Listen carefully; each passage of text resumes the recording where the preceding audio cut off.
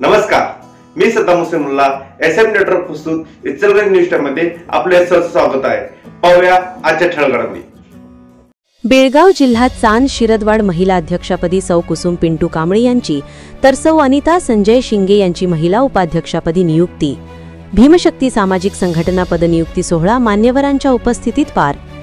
कर्नाटक राज्यातील बेळगाव जिल्हा येथील बोरगाव जवळील चांद शिरदवाड येथील सामाजिक कार्यकर्त्या यांना संपूर्ण देशभर भीमशक्ती सामाजिक संघटना वाढीच्या उद्देशाने व भीमशक्ती सामाजिक संघटनेचे संस्थापक अध्यक्ष राज्यसभेचे खासदार माजी सामाजिक न्याय मंत्री चंद्रकांत हंडोरे यांच्या आदेशाने व श्रीमती मंगल प्रवीण माळकरी बेळगाव जिल्हा महिला अध्यक्षा यांच्या शिफारशीने व कोल्हापूर जिल्हाध्यक्ष सुनील जावळे यांच्या नेतृत्वाखाली चांद शिरदवाड येथील सौ कुसुम पिंटू कांबळे यांची चांद शिरदवाड महिला अध्यक्षपदी तर सौ अनिता संजय शिंगे यांची चांद शिरदवाड महिला उपाध्यक्षपदी निवड करण्यात आली।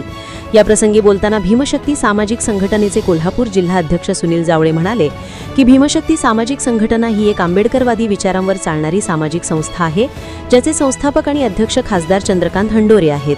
ही संघटना विविध सामाजिक आणि राजकीय उपक्रमांमध्ये सक्रिय आहे, जसे की डॉक्टर बाबासाहेब आंबेडकरांच्या विचारांचा प्रसार करणे आणि सामाजिक समस्यांवर आवाज उठवणे। त्याचबरोबर बहुजनांच्या न्याय हक्कासाठी धर्मनिरपेक्षपणे लढणारी संघटना म्हणून संपूर्ण देशभर अग्रेसर म्हणून ओळखली जाते। त्याचबरोबर बहुजनांसाठी निस्वार्थपणे लढत असते। या संघटनेमध्ये आपले स्वागत आहे। तरी आपण संघटनेवर कोणतेही गालबोट न लावता समाजामध्ये आपण एकत्रपणे काम करू। जो कोणी आपल्यावर अन्याय करणार त्याच्या विरोधात आपण कायद्याची लढाई लढू, अशी ग्वाही या प्रसंगी दिली। या प्रसंगी नवनिर्वाचित सदस्यांचा सत्कार मान्यवरांच्या हस्ते करण्यात आला।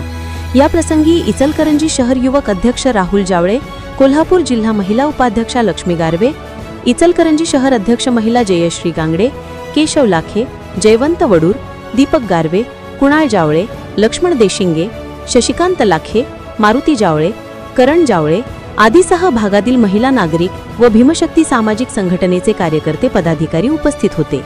सदर निवडीमुळे अनेक सामाजिक संस्था, राजकीय मित्र व हितचिंतक यांच्याकडून नवीन पदाधिकाऱ्यांवर शुभेच्छांचा वर्षाव होत आहे।